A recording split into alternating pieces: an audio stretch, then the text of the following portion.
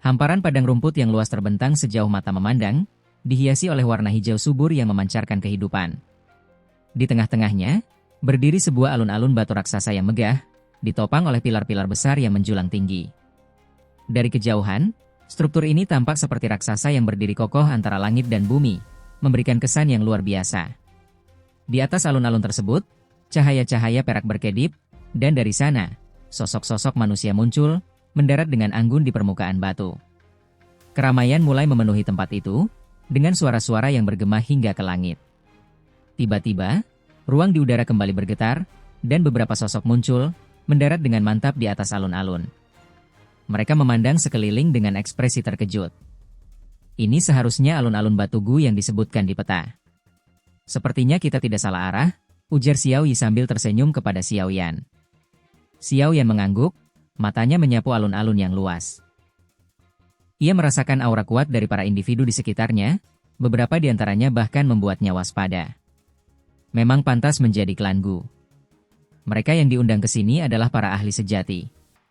Kemampuan mereka dalam mengumpulkan orang-orang hebat sungguh luar biasa, komentar Tian Huo Zunze dengan kagum.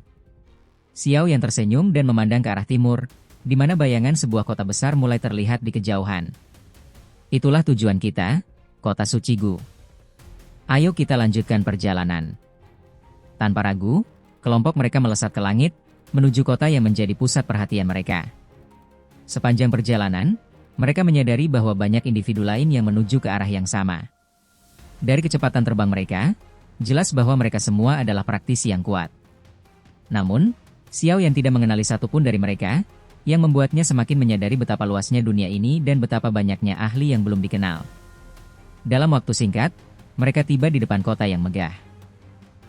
Kota ini dibangun dari batu-batu hijau pucat yang tampak tua dan penuh sejarah. Sebuah penghalang cahaya transparan menyelimuti kota, memancarkan tekanan yang terasa hingga ke jiwa.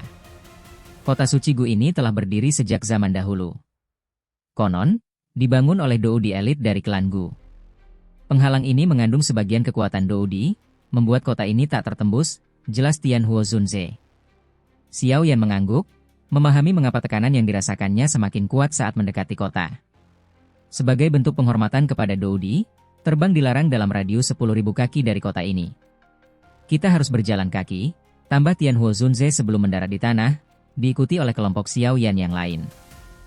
Mereka berjalan menuju gerbang kota, di mana hampir 100 prajurit berbaju hitam berdiri tegak dengan tombak panjang di tangan. Aura kuat terpancar dari mereka, menunjukkan betapa hebatnya klan Gu. Tiba-tiba, pandangan Xiao yang tertuju pada sosok yang dikenalnya di pintu masuk kota. Matanya menyipit saat mengenali pria itu. Ling Quan. Pria itu berdiri tegak dengan baju zirah hijau pucat, tampak dingin dan angkuh. Ia adalah komandan pasukan hitam yang terendam, Ling Quan, yang pernah berseteru dengan Xiao Yan. Saat mata mereka bertemu, ekspresi Ling Quan berubah menjadi gelap. Xiao Yan, siapa yang mengizinkanmu datang ke sini? Tanyanya dengan nada dingin. Xiao yang tetap tenang, mengeluarkan undangan giok dari cincin penyimpanannya dan melemparkannya ke arah Ling Quan. Ling Quan menangkap undangan itu, namun segera menarik tangannya karena panas yang tiba-tiba muncul dari giok tersebut. Meski terluka, ia tetap membaca isi undangan. Jadi, kamu dari Paviliun Bintang Jatuh. Bagaimana mungkin tempat seperti itu mendapatkan undangan dari klan Gu? Ejeknya. Itu tertulis di sana. Jika kamu ragu, tanyakan saja pada anggota klan Gu. Sekarang, kembalikan undangan itu, jawab Xiao Yan dengan tenang. Ling Quan mencengkeram undangan itu lebih erat. Ambil saja sendiri jika kamu bisa. Seketika, undangan giok itu kembali ke tangan Xiao Yan, membuat wajah Ling Quan memerah karena malu.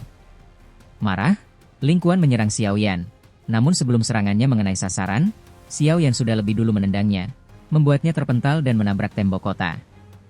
Ling Quan terjatuh, memuntahkan darah, dan menatap Xiao Yan dengan ketidakpercayaan.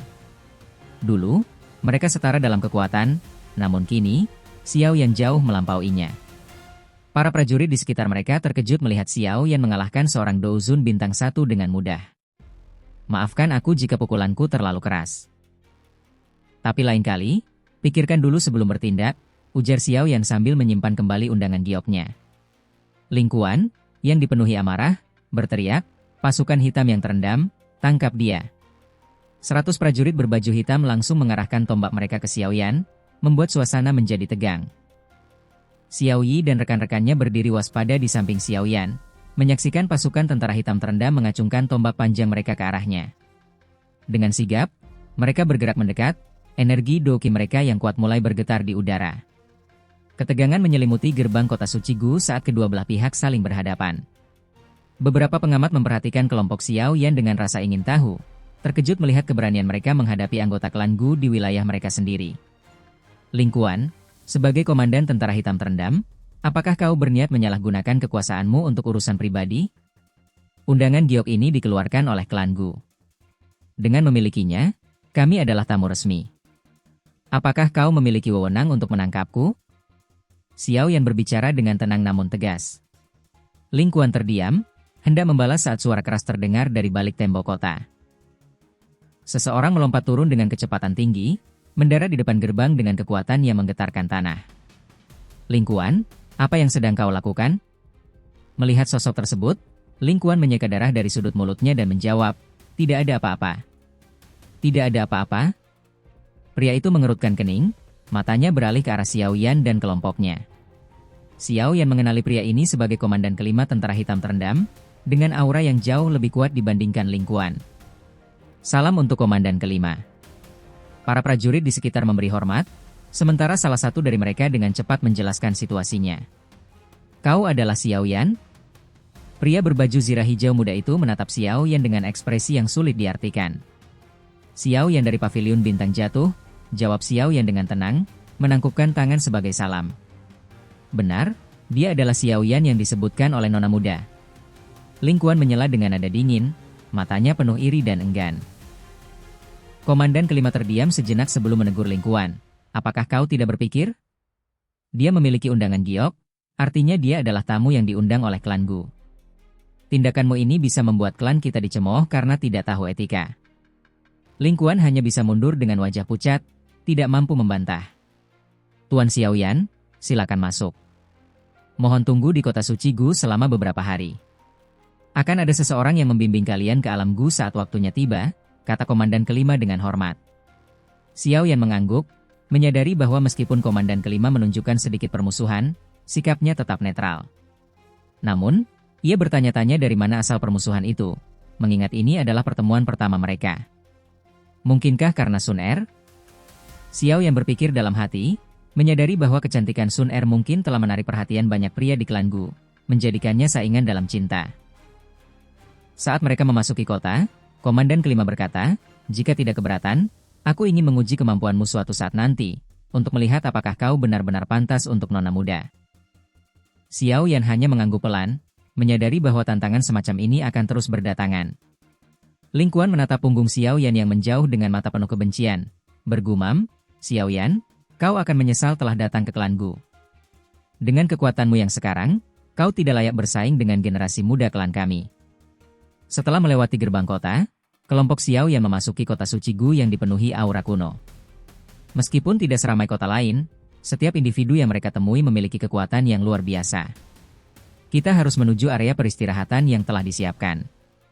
Gerbang menuju alam Gu akan dibuka dalam 3 hari, jadi kita akan tinggal di sini sementara, kata dokter peri kecil setelah mengumpulkan informasi.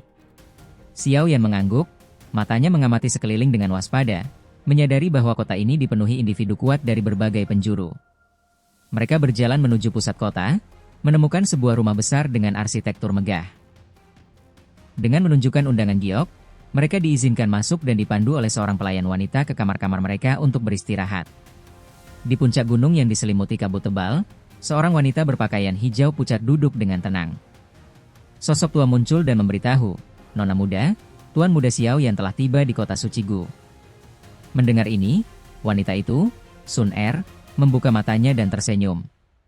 Apakah dia baik-baik saja? Tanyanya dengan suara lembut. Tuan Muda Xiaoyan kini telah mencapai tingkat Dozun bintang 4.